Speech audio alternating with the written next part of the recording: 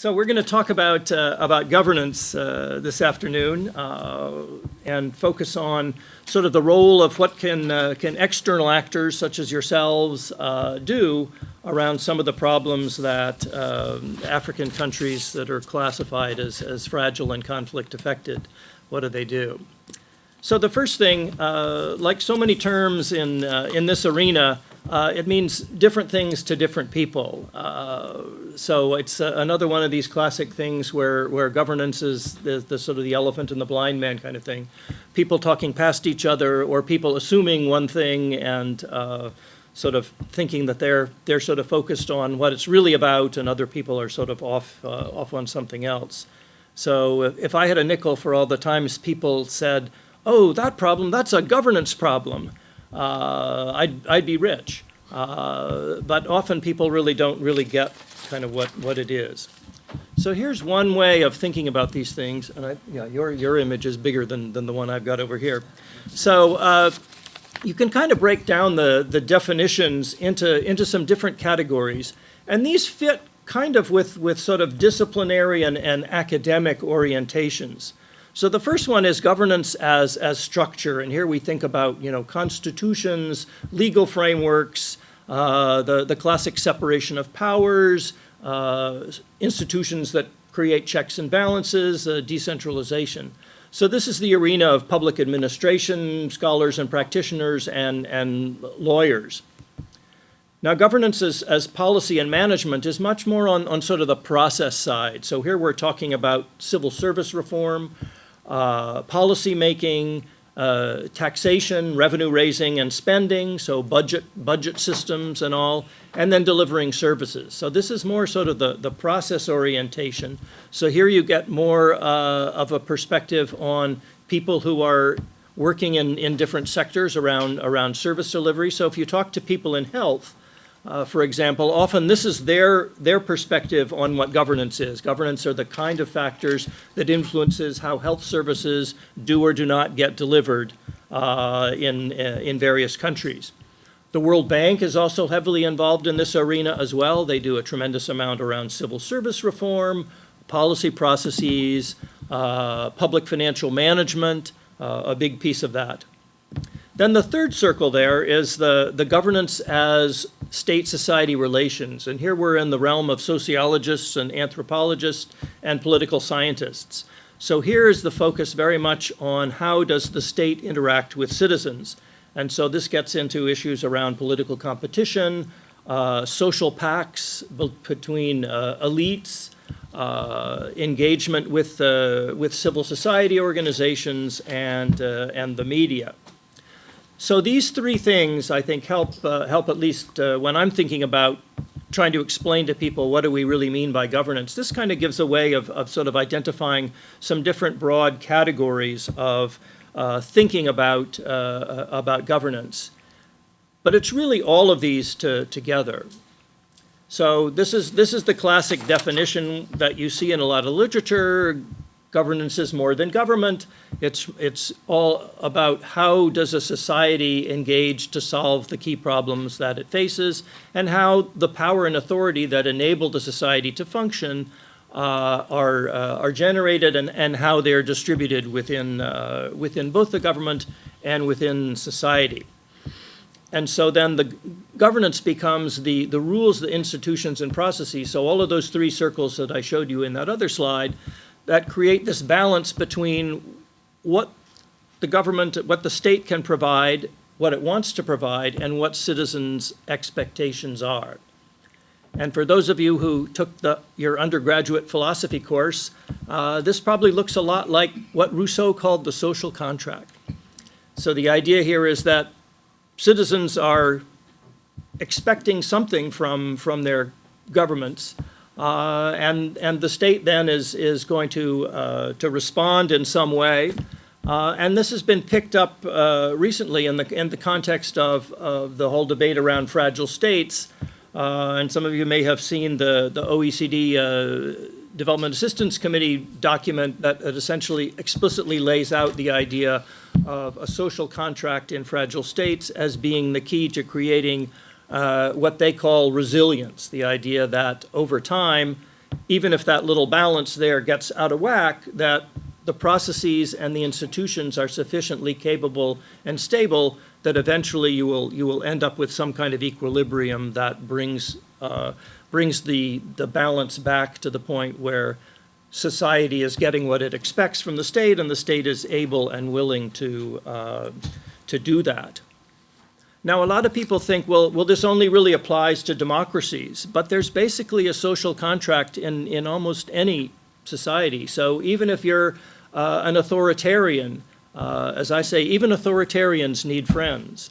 And so there's some give and take there, and it's often there's some sort of privileged elite, which may be ethnically based, it may be income based, that enables the state to survive and prosper and achieve some kind of a balance. So it may not mean that everybody's expectations are equally being met, but nonetheless there's some kind of balance in there. And if you think back historically, the historian Charles Tilly is famous for saying, the state makes war and war makes the state. Now that in its sense, that's also a social contract, because if you look back at the historical development of states in Europe that Tilly was analyzing, states needed citizens to sign on to be in armies. And so that was the beginning of sort of a social contract there that, you become my foot soldiers and I'll protect you. So these kinds of dimensions are not specific just to democratic societies. They're characteristics of all kinds of governance situations. So any thoughts on that from your own experiences? I know that AID sort of takes the democratic version of it as sort of the normative orientation. Yeah. So the concept of the monopoly, the monopoly on the legitimate use of force, is that right. kind of under the Charles Tilly? Was that Charles Tilly that actually said that, or? I'm not sure he said that, but that's certainly one of the key pieces. The definition of a state is the state has the monopoly on the legitimate use of force. Now, in a lot of African countries, that gets to be a pretty fuzzy calculation, because you're not sure who's a legitimate source of force and who's not.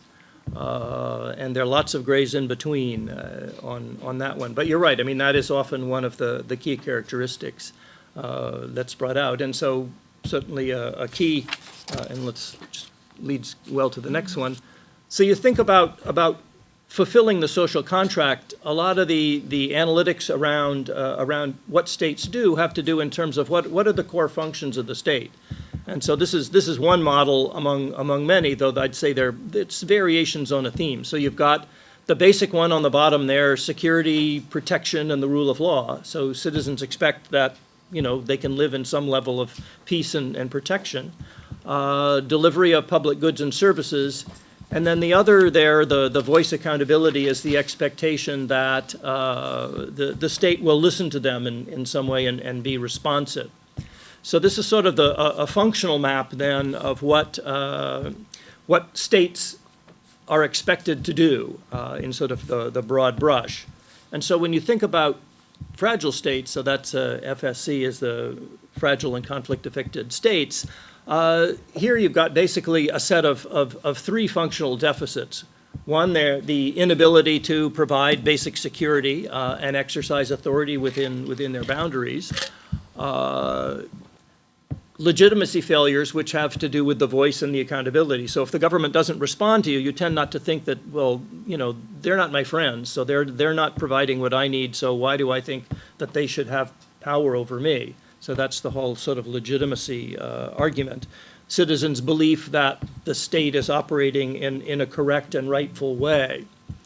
And then the final one is a basic inability to deliver services and inability to create economic and social well-being for their citizens.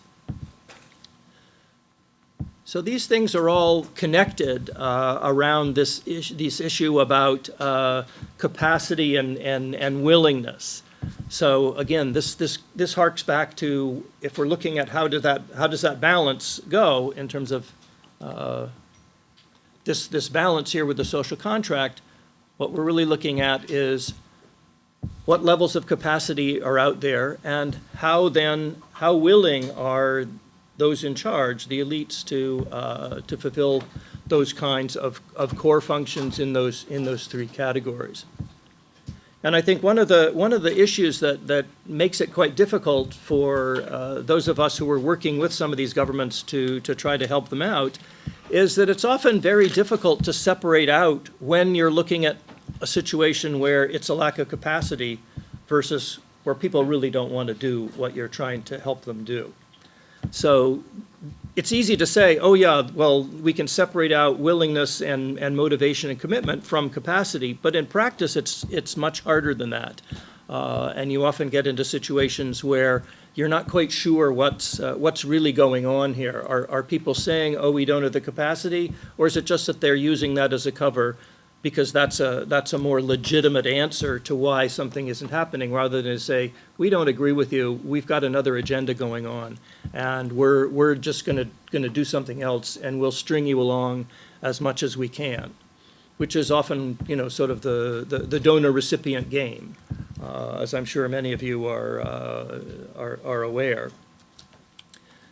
So how many of you felt like you've been in a conversation where you were talking capacity, but what was really going on was a lack of willingness? Andrew? Sure, all the time. Can you elaborate? Well, yeah, I mean, like even just basic things. So I'm still an undergraduate, so even things as simple as like relationships between friends, like when I want to do something and they're fully able to do it, they just simply don't want to. Something as simple as that. Okay. Others, yeah, Steph? I won't say lack of capacity, I'd say probably some stringing along to obtain money and resources. Right. Delay of the action. I take Amazon, for instance. They're capable and willing, but if I string it out over another 3 or 4 years, I'm getting this much money, or we can do so much more, you give us so much more of this here. You have a tendency to see that a lot. Mm-hmm. And it's to the point now, it's like, we're trying to counter it with like method of effectiveness. You're not going to get this until you do this. So I think I see more and more of that case, Mm-hmm. at least at my level. Yeah, yeah. But I think that's also an aspect of the game where you can say, well, if you just gave me a bit more resources, then I'd be more capable, but I'd also be more willing to do something. But they have the biggest resource of all, the human resource. Mm-hmm. Yeah, yeah, People without nothing else to do. yeah. And I don't think they see the threat as, the threat is right there, right now, as to, well, I just keep stringing along. The threat is not here internally in my country. Why should I push more effort? And it's not here, but eventually it's going to be there as it gets pushed from another location. Yeah, yeah. No, I think that's all part of the negotiation around whose priorities are being pursued here, and sort of getting the people that you're working with to think along the same lines as you. You may think, oh, this should be your highest priority, but and this happens particularly, I think, among people who focus on particular sectoral things like health or education. They tend to think their sector is the most important thing. So you go in to, talk to a minister or something like that, and you say, well, Mr. Minister, health is your key number one problem. Now, I bet if you really ask that person, what do you think is your key number one problem? Health may be on the list. But my guess is there are a whole lot of other things that are on that list as well. So the assumption that your sort of ladder of priorities matches what's going on with the people that you're working with, I think is one that you really have to check that out. And my assumption walking in is that would not necessarily be the case. Yeah. Oh. Other thoughts? Okay. So the World Bank in 2011 came out with their annual World Development Report, and this one was focused on conflict and how to deal with it. And so what they really tried to do here was to introduce this notion that fragility and conflict is a dynamic kind of process that kind of goes up and down, that you can take a snapshot of a particular time, but what really is important is sort of which way you're moving. And this was their, the graphic in there. And the idea is that as you would move from violence and fragility, you would be going through these sort of cyclical iterations of building up governance capacity, which is that transforming institutions band, and that you would then restore confidence. So you can take that as sort of a dynamic illustration of an evolving social contract that in the ideal would lead you to that green box with citizen security, justice, and jobs, which is essentially those three functional areas that I presented to you in the earlier slide. So the idea here is that you focus on both the external stresses, which is that yellow arrow at the top, and then you think about what kind of support can be provided from outside in terms of creating incentives, providing resources, and all. And so this is their dynamic here, and the idea is that you want to make sure that things are moving in that upward direction rather than going the other way. And so this is, I think, a good graphic to sort of illustrate sort of over time the kinds of things that donors and other external providers can think about in terms of sort of moving things along, that you're not going to go, it's not going to be a straight line from that red violence and fragility situation straight up there to the citizen security, justice, and jobs, and that there can be a lot of detours along the way in terms of things not going the way you want. So I thought one way to kind of talk about that with you all is to think about an example here. And Mali's a country I spent some time in, though not recently. And here just sort of a few highlights. So I started with 92 because that was really the year that Mali became kind of the darling of the donor community. You know, they had a newly elected president. That was a time I was doing some projects there working with the Office of the Presidency to promote ways to better engage with citizens. Alpha Conore was perceived as a true reformist. He had just entered into a national pact with the Tuareg in the north. And things were rosy for several years. And then the former dictator whom Conore had replaced was then elected as president, not just once, but twice. And things started to go downhill from there. As I'm sure many of you probably know better than I, the Tuareg separatist groups became much more active. Then the military coup with Sanogo, and rapid return to civilian rule, though not before a variety of difficulties had been created.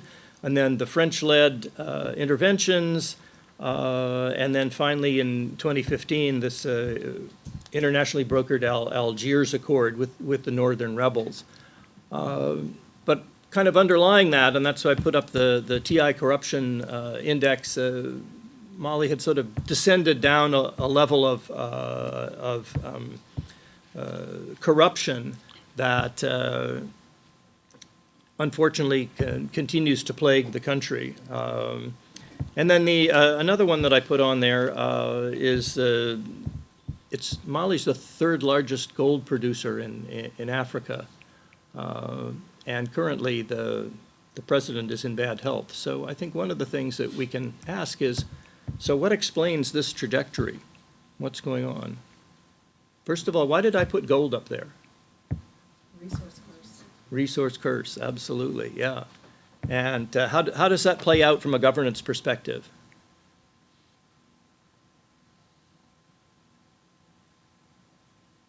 Why do we care in this country about what our government does? We pay for it, right? Our taxes pay for it. So it's our money. We want to know what's going on. Does Mali have to worry about what people think is going on with Malians paying taxes? How many people paying taxes? Right. One, nobody's paying taxes. Two, they don't need it. They've got gold. They've got a lot of other stuff going on, smuggling, all kinds of things. So if you think about this idea of a social contract where government feels some kind of responsiveness to citizens, in advanced countries, that responsiveness is transferred through taxation and people's expectations that their tax dollars are going to be well used. But with the resource curse, you don't need that. So the other classic example in West Africa is Nigeria with the oil. You know, billions and billions that have been generated that are not benefiting people in Nigeria. So that's another major piece. What else can we think of that's explaining this kind of downward trajectory here in Mali? They have a lot of bad publicity right now between the UN or guys there on the ground, i.e. the French in particular, with kind of like, I won't say atrocities put on the local citizens there. There are a lot of allegations going on right now. Okay, so there's So a, there's lack of trust in the UN to actually protect the average civilian out there. okay. There's a big gap in that trust. Mm-hmm. So where's the Malian army in that equation? Along with the advisors. Okay. Other thoughts? About large ungovernable spaces and the presence of transnational criminal and terrorist networks. Okay, yeah, that's a big piece that is usually brought out to explain what's going on, is that it's not just focusing on what the government is doing, but there's a whole vast array of other things out there that are bigger than Mali itself, that are having an impact on the situation and creating problems. But I want to pick up on what you said. This is a term that's used a lot as ungoverned spaces. Is there such a thing as an ungoverned space? So I guess what I mean is, if you look at it as a complete lack of control of most of the borders Okay. of the country, Mhm. right? So they can't, so if there's a border patrol who goes across. Right, right. So there again, if you think of sort of that minimal definition of the state as being able to exercise a monopoly on the use of violence within its borders, that presumes exactly what you're saying, that somehow that border is protected in some way, that it's a distinct entity that you can cross from one side to the other. Now, if you look at northern Mali with, I think I've read something like 4,000 kilometers of border up there in the north between, Libya, Algeria, Morocco, and all the rest, that's the idea that that's protected in some sense and as a border is simply not the case at all. Zach, you want to add? Well, there's just so many reports out there that get too specific. Just MNLA pushing the Malian government out of the North Country. They don't even, the army and the government don't even bother to go up there anymore. Right, yeah. So that's definitely a key issue. So this is a map that essentially looks at what you're saying. I'm not sure how visible it is, the little things there, but essentially the different colors refer to flow of small arms and light weapons, goods counterfeit, human trafficking, and drugs. And the yellow circles represent geographic bottlenecks on these trafficking and transshipment routes. So those then become points where if non-state actors can dominate those areas, they can exercise what we would call governance. They're really running the show there. They're setting the rules, they're managing the resource flows and all. So I think one of the key things that comes up when we're thinking about governance in these African countries is our sort of mental map that governance stops at where the border is and then it shifts to somebody else's governance in another country is really not an accurate description of what's going on. And there's some interesting literature that talks about the geographic notion when we're talking about Mali and most of the Sahel is not the right one to think about governance, because governance really has to do with managing these transshipment routes. So if you can manage that stuff, then you're in charge. It doesn't matter if someone draws a line, and as you were saying, Zach, I mean, it's useless for the army to even go up there.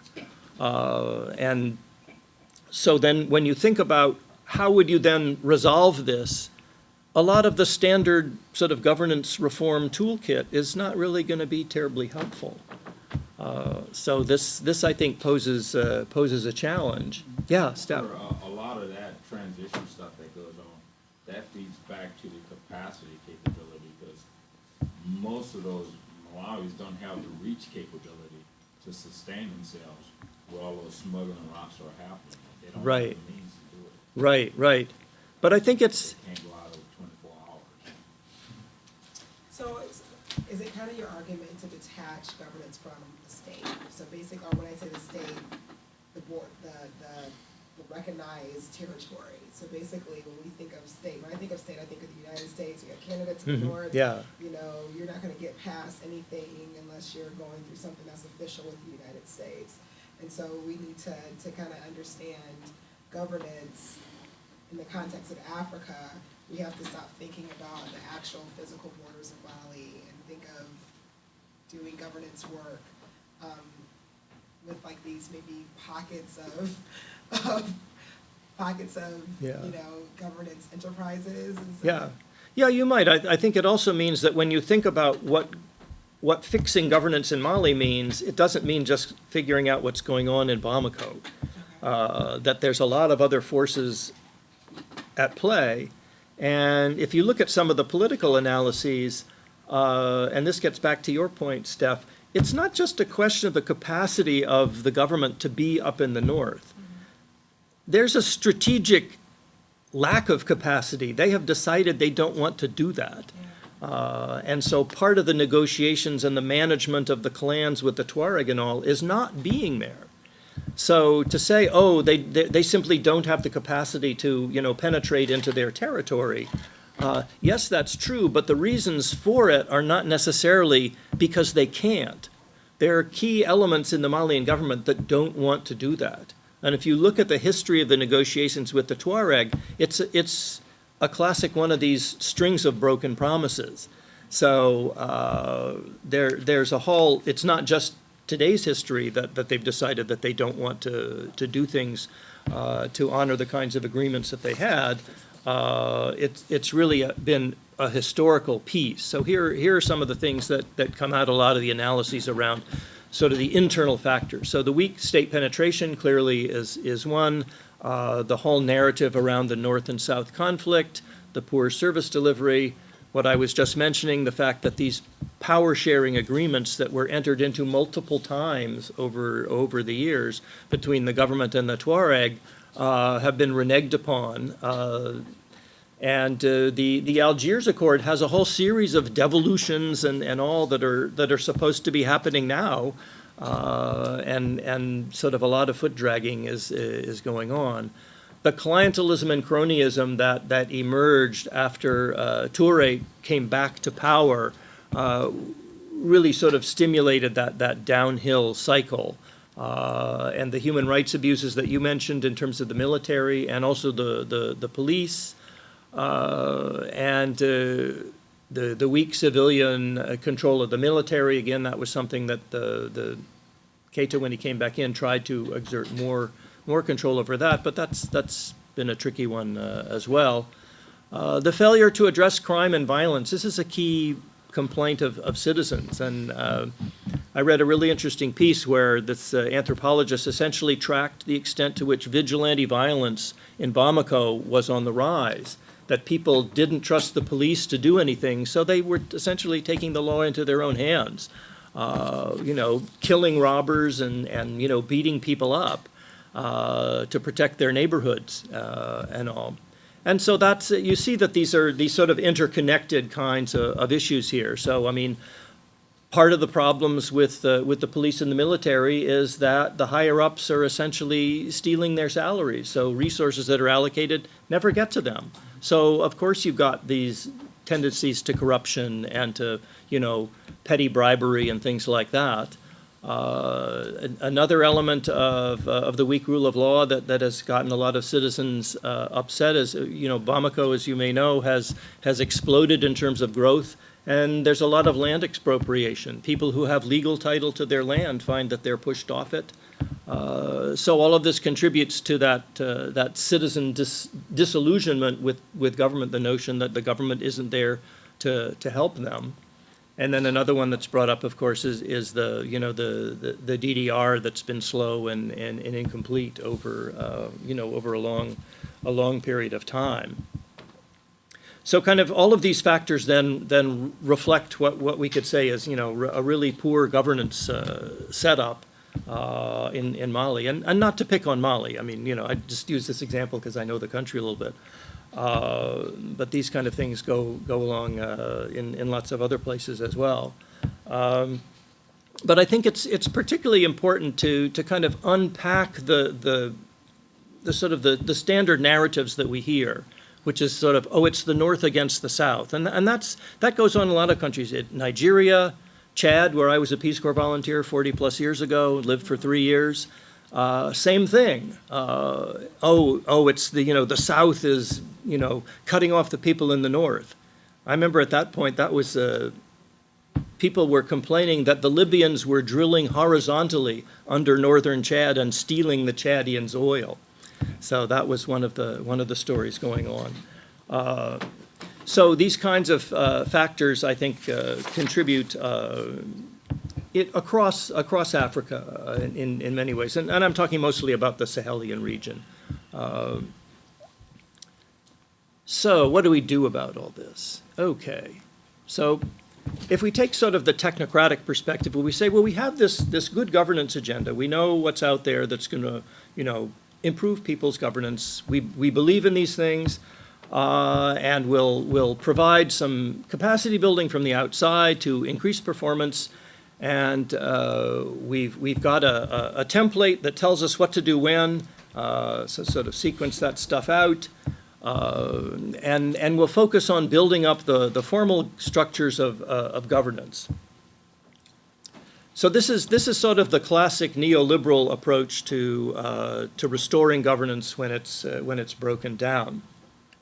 But I think and I'll talk a little bit more later on about how this really might not necessarily get us where we want to go. And what's emerged, in contrast to sort of this technocratic perspective, is what I've labeled here the political economy perspective. So we're really trying to say, okay, this is the technical side of governance, but let's think about the political side. And here we focus on issues around power, issues around patronage, who's benefiting from the various relationships within the country, political will, the whole issue around what's called elite bargaining and pacts. And that's essentially where some small subset of the powerful in the country sort of decide what the social contract is going to look like.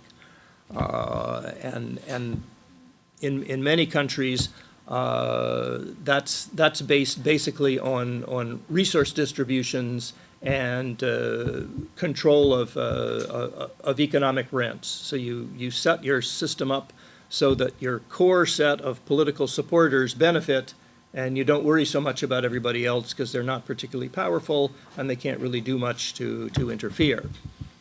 Now, of course, the problem often comes up is, and it's happening now in many places, if you're an oil-based economy and you're looking at the price of oil, as a powerful patron, you're in a bit of trouble these days. You don't really have the resources to distribute to people the way you used to.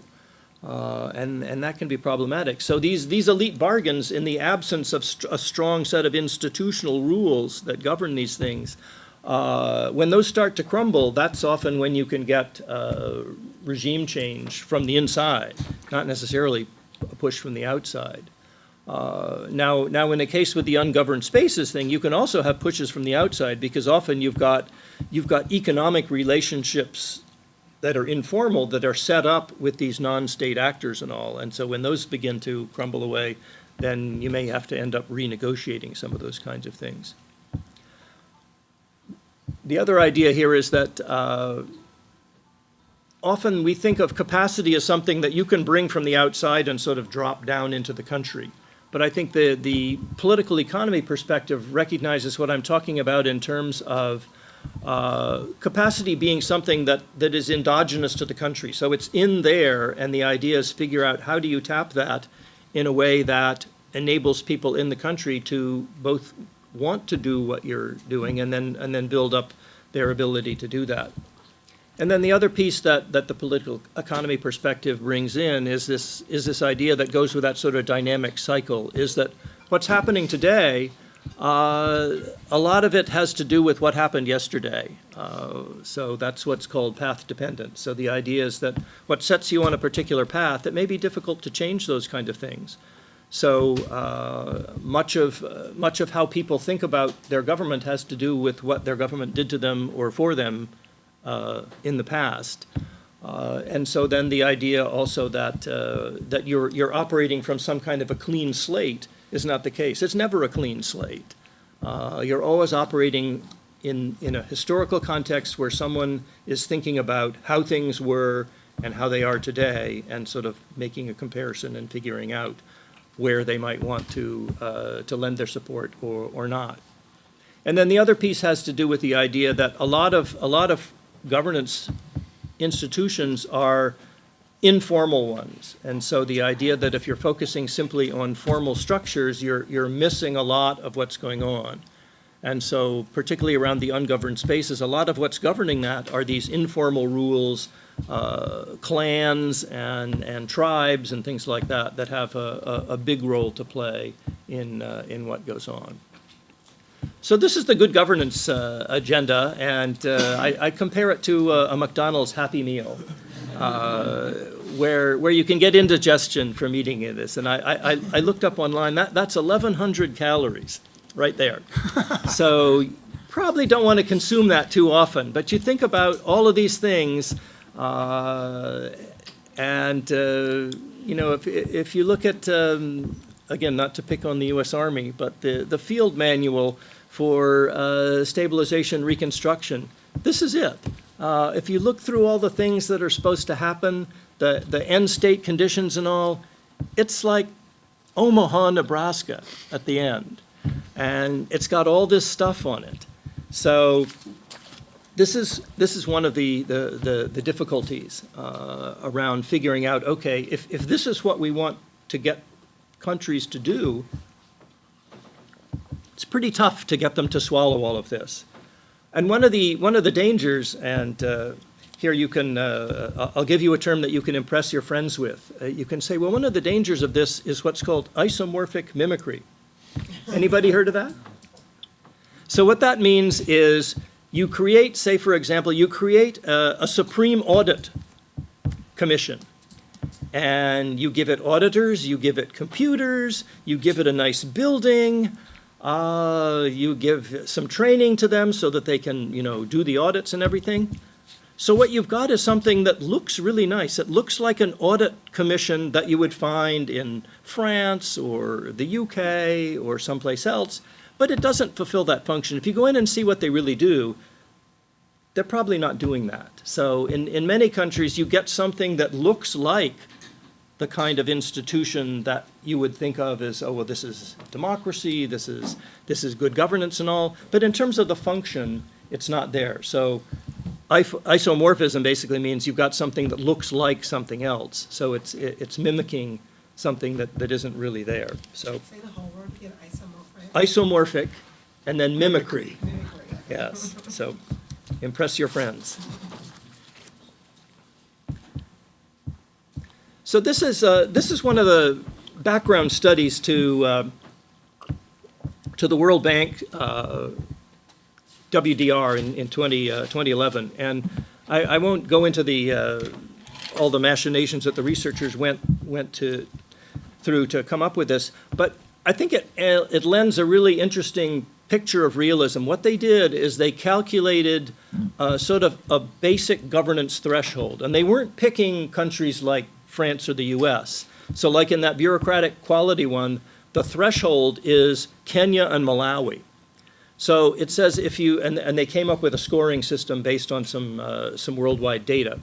So what that chart basically tells you is to achieve the bureaucratic quality that you would find today in Kenya, it will take an average of the countries that are weak, it will take them 20 years to get there. Now, if one country went at the pace of the fastest performer in that category, it would take 12. So this kind of gives you a sense of, if you're looking at that Happy Meal version, how long it's going to take you to get there, looking at these, appropriate role of military in politics, basic government effectiveness. Look at the control of corruption. 30 years almost to get to the level of a Malawi or a Kenya. So we're not talking about turning people into Western Europe, or the classic example that's often talked about, well, we're all going to Denmark. There aren't too many countries in Africa that are going to go to Denmark. So this, I think, gives you an interesting and somewhat sobering perspective. So this gets at what's called in the literature now, well, if we're not focusing on good governance, let's focus on good enough governance. And so this sounds good. So we're talking about, okay, we're not going to do that Happy Meal version. We're going to do something else. But there's where the answer hasn't quite come in as to what the something else is. Because many countries, if you go and talk to them, they say, well, here's what good governance looks like, but we don't think that that's for you. You should have this good enough stuff. That doesn't go over well. And in fact, there are a lot of civil society organizations that say, hell no, we want the really good stuff. Don't foist this, cheap version of governance off on us. We want something really good. But clearly, as I said, with the Happy Meal version, you're talking about task overload. So one of the key questions is, do all of those good things go together? And this is, I think, where the debate is today. What of those good governance things can you pull off and say, okay, let's pick this one as a feasible short-term target and think about the others as desirable in some future version of improvement. And so I think this is really where we are.